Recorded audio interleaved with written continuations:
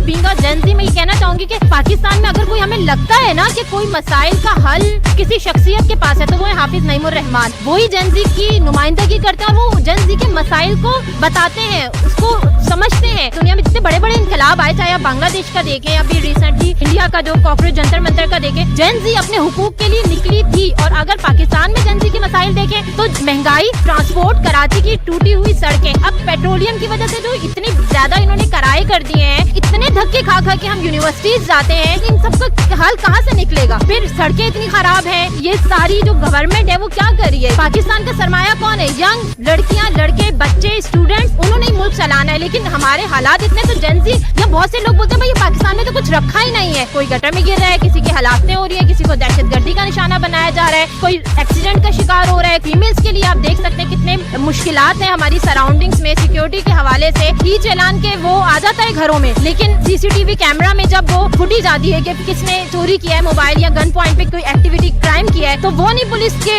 आप पकड़ सकता। तो ये सब कौन इन सब चीजों का जिम्मेदार है? तो इसी सारी चीजों के मुतालबे के लिए हम नौजवान निकले हाफिज नईमुर रहमान का साथ देने कि भाई हमें मुल्क की तब्दीली चाहिए, हमें ये मुल्क बेहतर चाहिए। हम क्यों बाहर जाएं? हमें इस मुल्क को बेहतर करना है, हमें इसी मुल्क में रहना है। इसलिए तो नहीं बना था ना मुल्क कि बस हम यहाँ पैदा और बाहर जाके पढ़े। बाहर अब हर कोई बाहर की पढ़ाई अफोर्ड नहीं कर सकता है। और पेट्रोलियम की कीमतें सिर्फ ट्रांसपोर्ट में नहीं बढ़ाती, छोटी छोटी चीजें, कॉपी, पेंसिल, हर चीज, स्कूल्स की इतनी महंगी कोर्सेज और ये सब चीजें, तो बहुत मुश्किल है आजकल के वालिदैन को बच्चों को पढ़ाना। जनाब ये सब इनकी आशा पूरी हो रही है, इनकी वेकेशंस पूरी हो रही है, इनकी शादियां आप सब देख सकते हैं किस तरह की ये गवर्नमेंट जो हमारे अमीर तबका एलीट क्लास है वो कर रहा है। क्या ये इनके पास इतना पैसा नहीं है कि मुल्क को सही से चला सके? इनके प्रोटोकॉल की गाड़ियों का जो पेट्रोल है वो जरा ये कम करें ना, और प्रोटोकॉल की गाड़ियां ये तो ये कम नहीं करते। और ये बोझ जो है ना आवाम के सरों पे डाला जाता है। और कुछ लोग कहते हैं मखसूस कि ये पेरिस है। जरा आप कराची की सड़कों में पेरिस की फीलिंग्स कहाँ से आती है?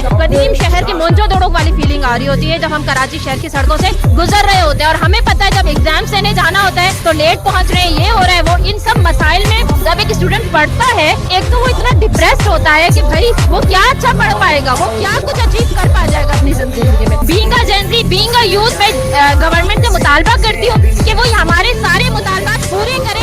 नहीं तो ऐसा ना हो कि अब जो पुरअमन एहतजाज कर रहे हैं, पुरअमन धरना दे रहे हैं, वो आगे जाके जिस तरह जेंजी ने दीगर ममालिक में अपना बात मनवाई है, वो हमें भी उस तरह की कोई एक्टिविटी करने पर मजबूर ना किया जाए। वरना हम भी फिर बीइंग अ जेंजी और यूथ और स्टूडेंट हम निकलेंगे और फिर जबरदस्ती अपने मुतालबात तस्लीम करवाएंगे। तो हमें ये करने पे मजबूर ना किया जाए, बल्कि हमारे मुतालबात तस्लीम किए जाए।